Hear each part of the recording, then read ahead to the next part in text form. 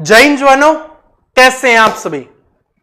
आशा करता हूं आप सभी मजेदार होंगे, बहुत अच्छे होंगे और आप सभी की जो पढ़ाई है वो बहुत अच्छे से चल रही होगी। दोस्तों, आज जो टॉपिक पढ़ने वाले हैं वो आपके लिए बहुत ही इंपॉर्टेंट टॉपिक है और उस टॉपिक का नाम है एलसीएम एंड एचसीएफ। आज हम एलसीएम एंड एचसीएफ का टॉपिक है उसको पढ़ने वाले हैं।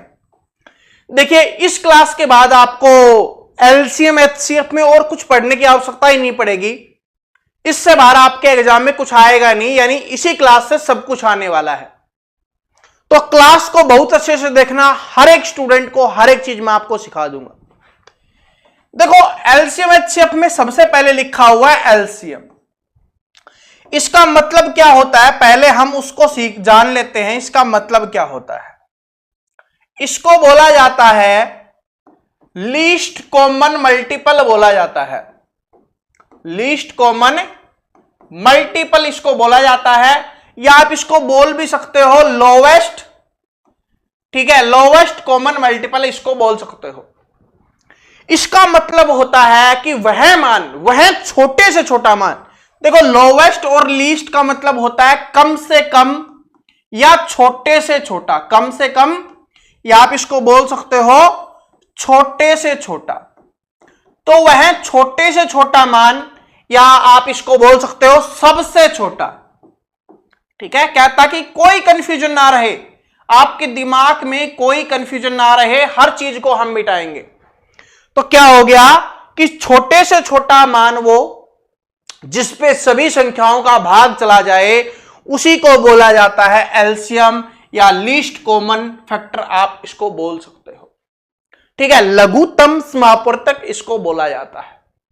ठीक है, इसको आप हिंदी में लेसर बोला जाता है, यह भी आप समझ गए होंगे। ठीक है, अब ये कैसे होता है उसको समझते हैं, कैसे एग्जाम में काम आएगा, कैसे यहां से क्वेश्चंस बनते हैं। सबसे पहले हम सीखेंगे एलसीएम निकालना, कि एलसीएम को कैसे निकाला जाता है। देखो, जैसे कुछ संख्याएं हैं, जैसे आपके सामने कुछ संख्याएं हैं 2, 4, 8, ये संख्याएं हैं और आपको इनका एलसीएम निकालना है। तब कैसे करेंगे? देखो, मैं आपको जितने भी तरीके से एलसीएम पूछा जा सकता है मैं सब कुछ आपको बता दूंगा, फिर उसके बाद आपको कोई दिक्कत नहीं आएगी। ये एलसीएम वाले चैप्टर में तो आपके काम आएगा ही, साथ में आपके टाइम एंड वर्क वाले चैप्टर में, और साथ में आपके पाइप, नल और टंकी वाले चैप्टर में भी आपके काम आने वाला है। तो एलसीएम को ध्यान से देखना, एचसीएफ तो बिल्कुल आसान हो जाएगा। फिर 2, 4, 8 का एलसीएम निकालो। तो जब ऐसे लगातार संख्याएं आ रही हैं 2, 4, 8 इस तरीके से, सारी की सारी संख्याएं सम है, तो अपने को सबसे पहले यह देखना है कि बड़े वाली संख्या है ना, वो इसका एलसीएम हो सकता है। बड़े वाली संख्या अपने को लेनी है। ठीक है, अब देखो ये क्या होगा, सबसे छोटी संख्या होगी, लोवेस्ट बताया था ना, इस सबसे छोटा मान होगा जिस पे इन तीनों का भाग जाएगा। इससे बड़े और भी होंगे, ठीक है, जैसे 16 भी होगा, 24 भी होगा, इनका भाग जाएगा। लेकिन सबसे छोटा कौन सा होने वाला है, यही होने वाला है जिस पे इन तीनों का भाग जाएगा। भाग देके देखो, 2 से 4 पे, 4 से 2 पे, 8 से 1 पे, इसका मतलब भाग जा रहा है, तो यही क्या हो जाएगा, आपका एलसीएम हो जाएगा। इसका जो ट्रेडिशनल तरीका है वो एक बार आपको दिखा देता हूं, समझा देता हूं, ताकि आपकी पुराने यादें भी ताजा हो जाएंगी और आपको पता भी चल जाएगा कि ये होता कैसे है। जैसे 2, 4 और 8 है। सबसे पहले हम क्या करेंगे, 2 से इसको भाग करेंगे, तो 2 एकम 2, 2 दूनी 4, 2 चौके 8। उसके बाद फिर जा सकता है 2 संख्याओं पे, तो 2 से जाएगा, तो 1 का तो कोई मतलब नहीं है, 2 एकम 2, 2 दूनी 4। उसके बाद कोई दिक्कत नहीं है, क्योंकि 1 से ही देंगे तो कोई फायदा नहीं है। अब यहां से क्या आया, यहां से 2 गुना 2 और गुना 2, कितना आ गया, 8। यानी जितने भी यहां पर जो संख्याएं होंगी उन सभी का जो गुना करने पर प्राप्त होता है उसी को क्या बोला जाता है, एलसीएम बोला जाता है। 2 गुना 2 4, 4 गुना 2 8 हो जाएगा। यहीं पे देखो, अगर 16 और हम यहां पर लिख देते तो यहां से 2 से भाग करते तो 8 आता, फिर यहां पर 2 से भाग करते तो 4 आता, फिर क्योंकि 2 पर और भाग जा सकता है, फिर 2 से भाग करते हम, फिर यहां पर 2 एकम 2 और 2 दूनी 4 ये जाता। फिर इन सभी को गुना करना होता तो 4 बार है, क्या करते हम 2 गुना 2 गुना 2 गुना 2, तो यहां से तो 8 हो ही गया था, 8 दूनी 16, तो इसका क्या हो जाता 16 हो जाता। सबसे बड़ी संख्या भी क्या थी 16 थी। ठीक है, ये मैंने बेसिक आपको दिखाया है, समझाया कि ऐसे होता है। अगर कभी कुछ निकले ही ना, ठीक है, आपके दिमाग में आ ही नहीं रहा कि कैसे क्या करना है, तो ये सबसे ट्रेडिशनल तरीका है जिसमें समय लगेगा करने में। ठीक है, लेकिन अपने को एग्जाम में वैसे नहीं करना, मैं जैसे सिखा रहा हूं वैसे करना है। तो 2 8 16 का समझ गए। इस तरीके से अगर लगातार संख्याएं आ रही है या कोई पहाड़े में कोई संख्याएं आ रही हैं, तो उसमें अपने को क्या करना है, जो सबसे बड़ी संख्या है उसको उठा लेना है और देखना है क्या वो सभी से भाग हो रही है। अगर हो रही है तो वही आपका एलसीएम हो जाएगा। जैसे 3 है, 7 है, 21 है। अब देखो आप बोलोगे सर जी ये तो पहाड़े में नहीं आ रही, ठीक है, और लगातार संख्याएं भी नहीं है, लेकिन आपने 3 7 पढ़ दी, आपके दिमाग में आ गया कि यार 21 है ना, वो 3 से भी डिवाइड होती है और 7 से भी डिवाइड होती है, क्योंकि 3 7 ही 21 होता है और 7 ही 21 होता है। और भाई 21 पे तो 21 का भाग जाएगा, तो इस संख्या का एलसीएम क्या हो जाएगा 21 हो जाएगा। अब मैं वो क्वेश्चंस करवाता हूं जो आपके एग्जाम्स में बार बार रिपीट होते हैं।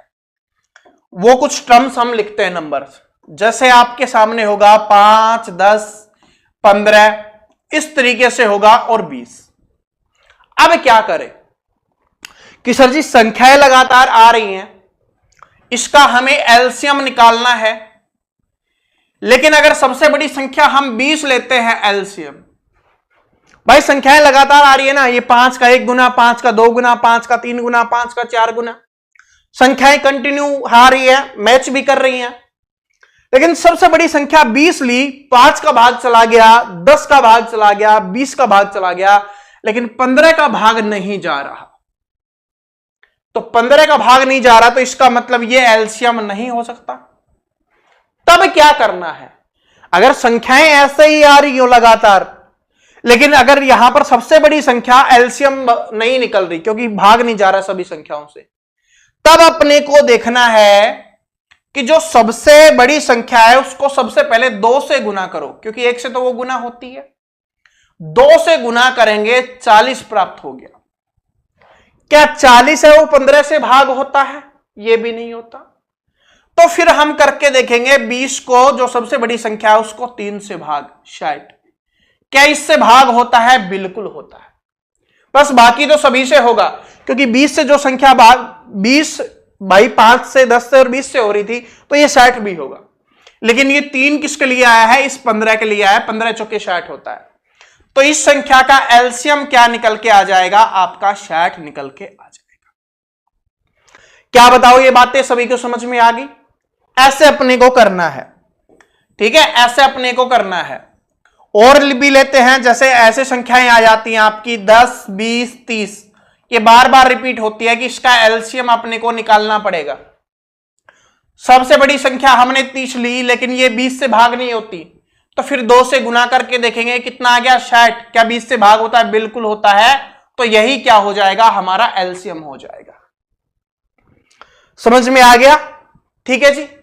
लेकिन अगर ऐसा हो जैसे आपके सामने 3 और 7 आ गया और इसका एलसीएम आपको निकालना है, तो ना 3 किसी से भाग होता है ना 7 किसी से भाग होता है, दोनों संख्याएं आपस में भाग नहीं होती। फिर क्या करना है? हमें इन दोनों संख्याओं का गुना कर देना है, तो 21 क्या हो जाएगा? अपना एलसीएम हो जाएगा। बात समझ में आ गया? ऐसे अपने को करना है, यही होता है नॉर्मल। बाकी मैंने एक बेसिक क्लास करवाई हुई है, आप उसको देख लेना अगर आपको अभी भी कोई एलसीएम में दिक्कत हो तो, ठीक है। वैसे आप समझ गए होंगे, मुझे पता है एलसीएम इतना ही जरूरी है आपके लिए जानना, बाकी हम क्वेश्चंस में सीख लेंगे आगे। अब एचसीएफ क्या होता है? एलसीएम जैसे लीस्ट कॉमन फैक्टर होता है, कॉमन मल्टीपल होता है, वैसे ही एचसीएफ होगा आपका हाईएस्ट कॉमन फैक्टर होगा। कॉमन फैक्टर होगा, फैक्टर का मतलब होता है टुकड़ा। ठीक है, हाईएस्ट का मतलब क्या होता है? बड़े से बड़ा या सबसे बड़ा। हाईएस्ट का मतलब क्या है कि बड़े से बड़ा या सबसे बड़ा। इसका मतलब होता है बड़े से बड़ा, सबसे बड़ा वो अंक जिससे सभी संख्याएं भाग हो जाएं, जितनी भी संख्याएं दी हुई हो वो भाग हो जाएं, वही आपका क्या हो जाएगा? एचसीएफ हो जाएगा। अब इसको निकालेंगे कैसे? जैसे हम यहां पर ले लिया, जो हम ले रहे थे 5, 10 और 15, इसका हमें एचसीएफ निकालना है। तो एचसीएफ निकालेंगे तो कैसे पता चलेगा कि उसमें सबसे बड़े से बड़ी संख्या ले रहे थे हम एलसीएम में, इसमें सबसे छोटी से छोटी संख्या लेंगे। याद करने का तरीका क्या है? जिसमें हाईएस्ट आए उसमें छोटी से छोटी संख्या लेनी है, यानी जो बड़े से बड़ा पूछेगा उसमें छोटी से छोटी संख्या का यूज करेंगे, और जो आपका छोटे से छोटा पूछेगा उसमें बड़ी से बड़ी संख्या का यूज करके देखेंगे। ठीक है, 5 का यूज करो, क्या सभी पे भाग हो रहा है? बिल्कुल हो रहा है, तो यही आपका क्या हो जाएगा? एचसीएफ हो जाएगा। और देखिए इसका एचसीएफ कैसे निकाल सकते हैं? 5, 10 और 15 है, इसके हमें फैक्टर बनाने हैं। क्यों? क्योंकि ये होता क्या है, पहले ये देखो, हाईएस्ट कॉमन फैक्टर तो होता है, यानी ऐसा एक बड़े से बड़ा टुकड़ा जो इन तीनों में कॉमन हो। तो 5 को क्या लिख सकते हैं? 5 गुना 1, इसके क्या बनेंगे? 5 गुना 2, और इसके क्या बनेंगे? 5 गुना 3 बनेंगे। अब इन तीनों में कॉमन होना चाहिए, वही आपका एचसीएफ होगा। तो तीनों में कॉमन कौन है? सिर्फ 5 है, तो 5 क्या हो जाएगा? आपका एचसीएफ हो जाएगा। जैसे और एग्जाम्पल हम लेते हैं, कोई भी एग्जाम्पल ले लो आप, 5, 12 और 13, इसका अपने को एचसीएफ निकालना है।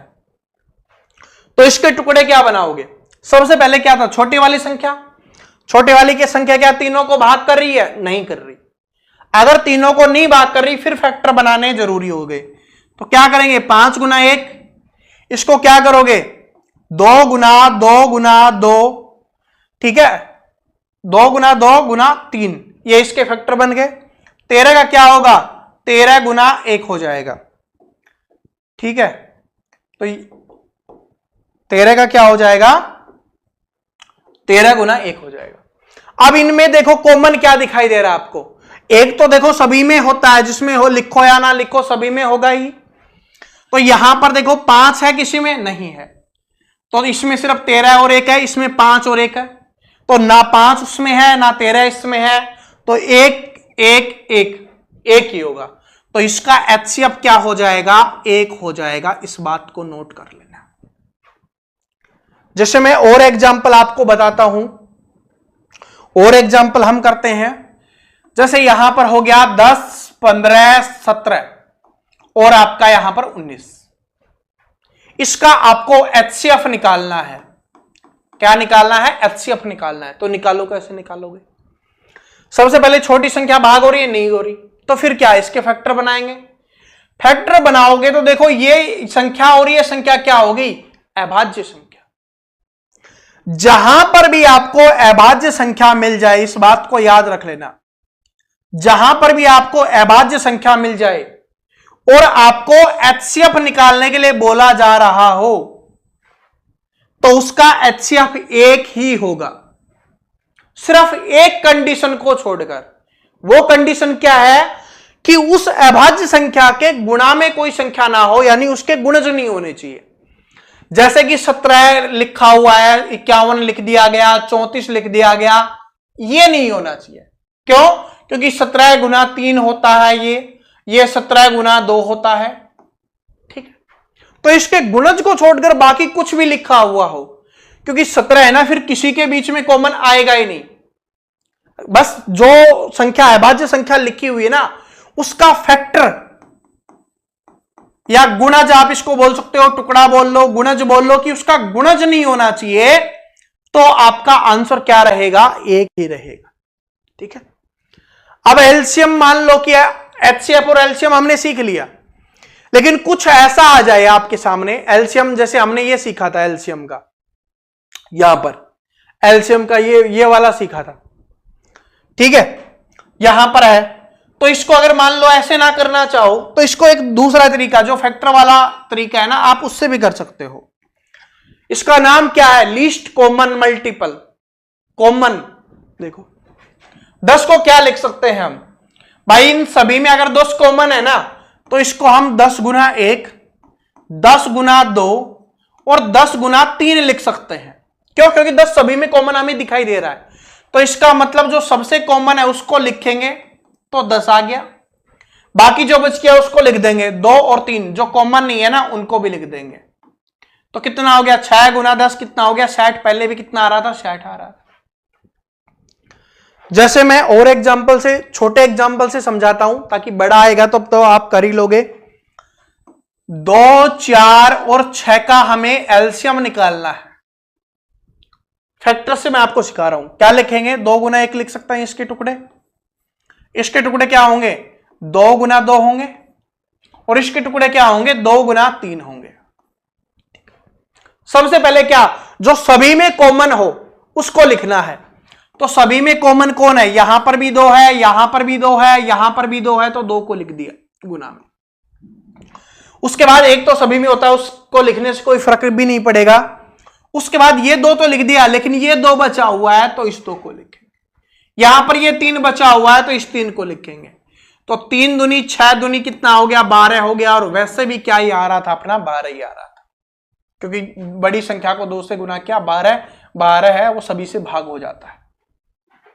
तो जब टुकड़ों में बनाना हो ना, क्योंकि जब बड़े बड़े आ जाएंगे तो आपको ऐसे टुकड़ों का यूज करना होगा जो आपके लिए आसान होगा। आगे हम जो क्वेश्चंस करेंगे ना उनमें ऐसे टुकड़े आपको दिखाई देंगे, मैं करते हुए दिखाई दूंगा, तब आपको समझ में आ जाना चाहिए कि कैसे है, इसलिए समझा रहा हूं। यह अभी बेसिक है ना, क्वेश्चंस करोगे तब आपको पता चलेगा कि इनकी क्या वैल्यू है, कहां पर इनकी अहमियत है। ठीक है जी, समझ में आया? ऐसे अपने को करना है। जैसे एक और एग्जांपल ले लेते हैं कि 12, 15 और 17 है। इसका अपने को क्या निकालना है? एलसीएम निकालना है। 12 क्या है? 17 का क्या होगा? 17 गुना 1 ही होगा। 15 का क्या होगा? 3 गुना 5 होगा। और इसका क्या होगा? 3 गुना 4 आप कर लो। तो 3 कॉमन है, तो 3 कॉमन है तो 3 कॉमन लिखेंगे। उसके बाद जो बच गया उस सभी को लिख देंगे। 4 को, 5 को और 17 को सभी को गुना करेंगे, तब अपना एलसीएम निकल जाएगा। अब डायरेक्ट 4 लिख लो या 2 गुना 2 लिख लो, कोई फर्क नहीं पड़ेगा, क्योंकि 2 गुना 2 है और किसी में नहीं है आपका 2, इसलिए मैंने डायरेक्ट 4 लिख दिया। यह समय बचाने के लिए किया जाता है। ठीक है जी, तो समझ में आ गया।